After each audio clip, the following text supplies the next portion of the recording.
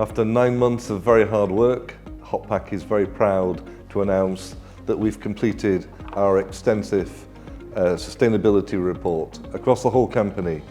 We now have 20 live factories with many more to open.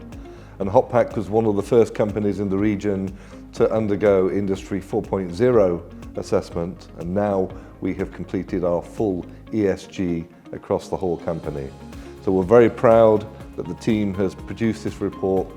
We hope that this will act as a beacon for other manufacturers in the region so that they will also consider their environmental, their social and their governance commitments. This is not just about the situation now, this is about a roadmap for the next 10 years ahead, where we hope to be carbon neutral, and we hope that other companies will follow us likewise.